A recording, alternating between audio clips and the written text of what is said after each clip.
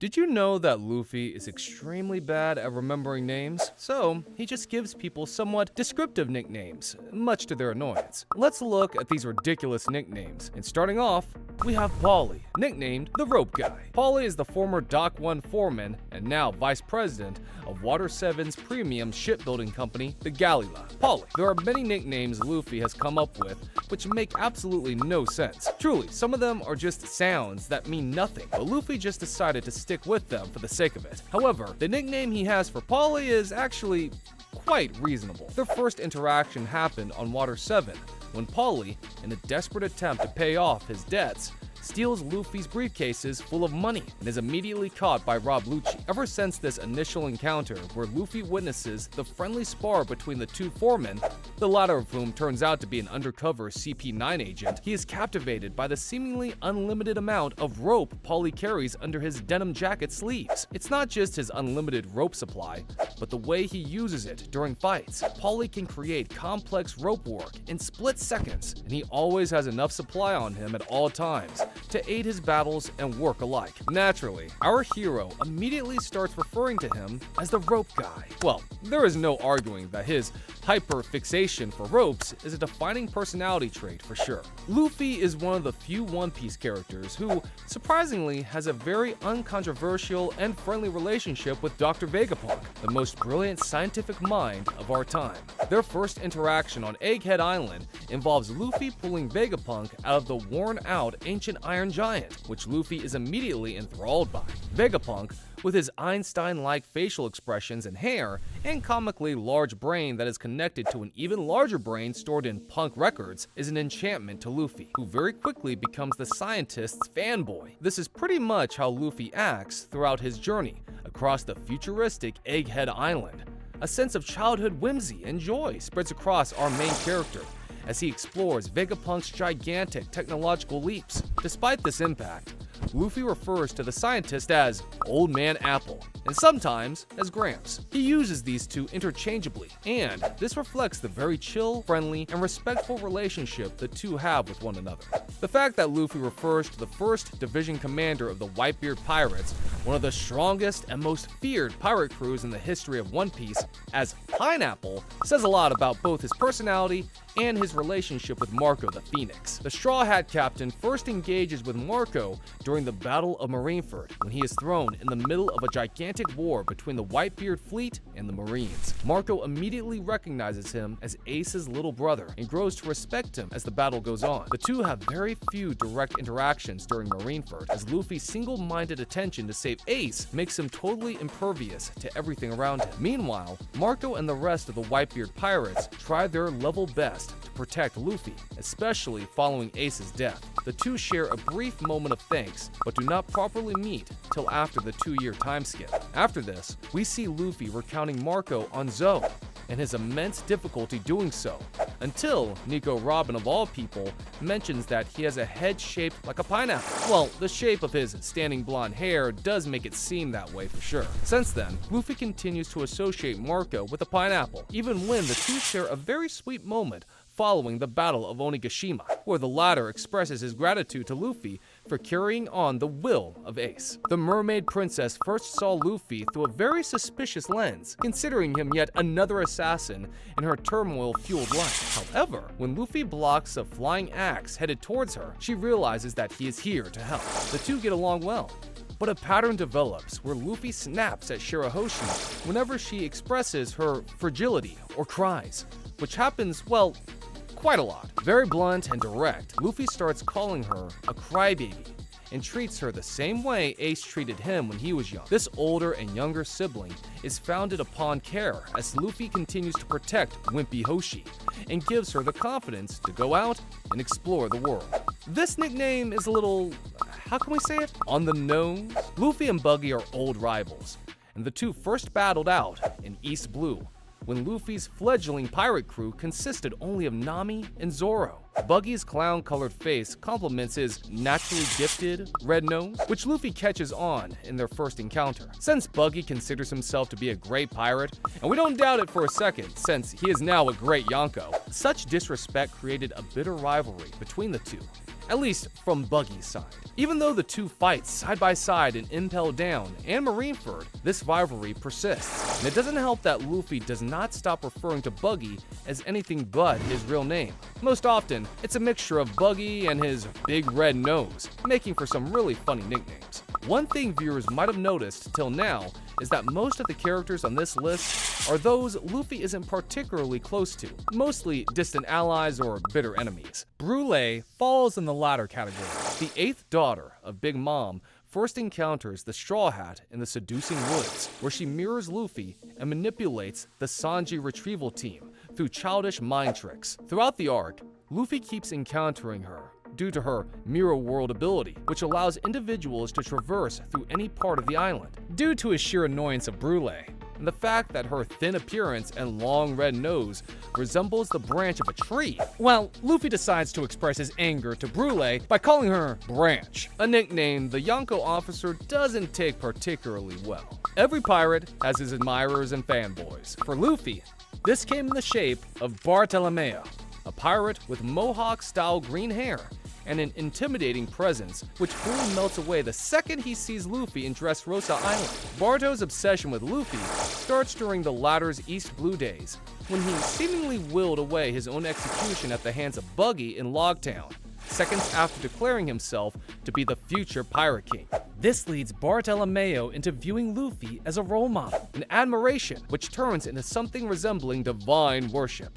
When the two first meet, Barto is at loss for words, but he swears to protect the Straw Hat and aids him in the fight against Doflamingo. During this alliance, Luffy starts referring to him as a rooster, which makes sense considering Barto's outlandish hairstyle. However, once the Grand Fleet is formed and Luffy declares his friendship with Bartolomeo, he refers to him by his full name for once, triggering a sort of euphoria within the admirer that renders him completely dysfunctional. One of the most feared pirates of all time, a former warlord of the sea, and the formidable Snake Princess herself, Boa Hancock's appearance of authority and strength completely withers away after her interaction with Luffy and Amazon Lily. Initially, Luffy is considered an enemy of the Materical Island, and when he is brought to see the Empress, it is expected that her supreme attractiveness will turn the pirate into stone, an execution technique quite popular in the island. However, Luffy remains completely indifferent to Boa's beauty, and afterwards, he protects her sisters and shows his selfless and caring personality to her through his actions. This wins Luffy not just the acceptance, but the unbridled romantic affection of Boa, who is sick with love for the Straw Hat. Though not reciprocated, Luffy does care quite a lot for Boa and refers to her as Hammock, a nickname he picked up after Boa corrected a resident of Amazon Lily and asked to be referred to by her last name, which is Hancock. Well, Luffy misheard, and we guess the nickname just stuck because he never really bothered to correct himself. The cigar-smoking Vice Admiral is one of Luffy's strongest and longest-running marine adversaries, their rivalry stretching back to Luffy's apprehension by Smoker in Logtown very early on in the series. Smoker's obsession with apprehending the Straw Hat emerges from his belief in the resemblance between Luffy and the late Gold D. Roger. He sensed this in their first interaction, where Smoker saw Luffy smiling while at the brink of being executed at the Logtown scaffold. The cat and mouse chase between the two extends to after the time skip, even though there are numerous moments where they have had to ally and save each other due to practical circumstances. Luffy, though he fears Smoker, seems to regard him as more of an ally than an enemy, and his nickname for him, Smokey, is just a really wholesome twist on Smoker's devil fruit, the Logia-type fruit which enables Smoker to transform and manipulate himself into smoke and clouds, posed an impossible challenge for Luffy early on, when he had little control over Haki, and so the fruit's quality became the biggest association to the character for the young pirate. Even now, when Luffy seems to have a very good grasp over Haki and might not consider Smoker to pose any serious threat to him, he still regards him as Smokey, even though that nickname has adopted a much more friendlier tone over time. Doflamingo is one of the most feared villains in the One Piece world. Even though he is by no means the strongest villain in the show, his callous personality and utter disregard for human life, lack of empathy, and intelligence made him not just feared, but absolutely despised. It is safe to say that Luffy is the one villain Luffy hated with all his heart, maybe with the exception of Blackbeard, and this hate expresses itself when they first meet. As Doflamingo is about to decimate a defeated Law by stomping his foot on him, Luffy blocks using his own foot armed with armament hockey. The two strike each other's legs multiple times, and the impact of their blows reverberates throughout Dressrosa Island. Despite this animosity between the two characters, Luffy refers to Doflamingo only as Mingo, which becomes his preferred nickname for the ex-celestial dragon and ruler of Dressrosa. If there's one character trait you can't associate with Luffy, it's patience. And while Dofi does have a really long-drawn name, even we had to shorten it in our video, so we really can't blame Luffy for doing the same. The leader of CP9 is another villain Luffy really doesn't like. A cold assassin lacking any human emotion, Lucci betrayed the Galila when he revealed himself as an undercover spy and caused a massive conflict in Water 7, one that ended when Luffy activated Gear 2 and punched the ever-living life out of him. Even though he later was revealed to be a villain, Lucci's first interaction with Luffy was on friendly terms, as the former saved Luffy from being duped by Paulie and presented himself as just another shipwright. Well, one who always has a pigeon on his shoulders. Luffy picked up on this and started calling him the Pigeon Guy, and this nickname stuck with Lucci even after he exposed himself as a world government agent and fought Luffy in a bloody, raw, and worn-out battle in Enies Lobby. Kid's first appearance in Sabaody introduced him as one of the strongest pirates of the worst generation, the new group of upstart pirates that included Luffy. The first interaction between the two consolidated them as primary competitors, along with Law, for the throne of Pirate King among their generation. At the slave auction, Luffy punched a world noble in front of the whole world, triggering an immediate response from the Marines. Since Kid and Law were present at the scene, they were treated as accomplices and had to fight alongside Luffy against the Marines, even though the rivalry had already cemented itself by this point. This was followed by Kid calling Luffy a stupid monkey, and Luffy retorted by calling the red-haired punk Jaggy. Wow, an instance where Luffy had to come up with a nickname in response to another. Jaggy really doesn't mean anything though, and it's just Luffy commenting on Kid's rough hairstyle. The Super Rookie, an exiled prince of the bourgeois kingdom, is very similar to Bart LMAO, in that he is part of a group of pirates who admire Luffy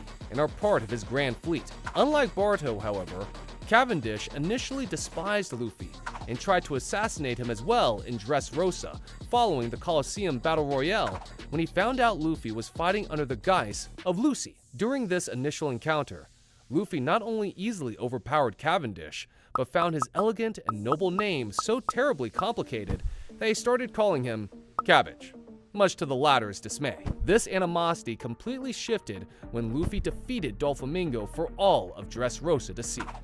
Law's first interaction with Luffy was, like Kid, in Sabaody, when the three most infamous young pirates of the new generation fought off the Marine invasion after Luffy's attack on Don Carlos. Unlike Kid, Luffy and Law's relationship goes much deeper after this event, since the two ally both during Marineford when Law saves Luffy and escorts him to Amazon Lily, and after Punk Hazard when Luffy allies with Law and battles the likes of Doflamingo and the Yonko Kaido.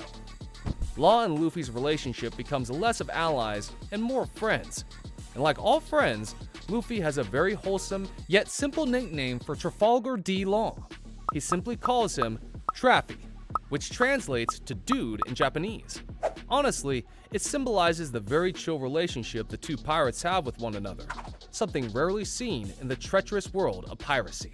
And that's all for today. What are some of your favorite nicknames from One Piece? Let me know in the comments down below. Thanks for watching. Don't forget to like and subscribe to the channel and ring that notification bell to be notified of any latest uploads. That said, see you in the next one.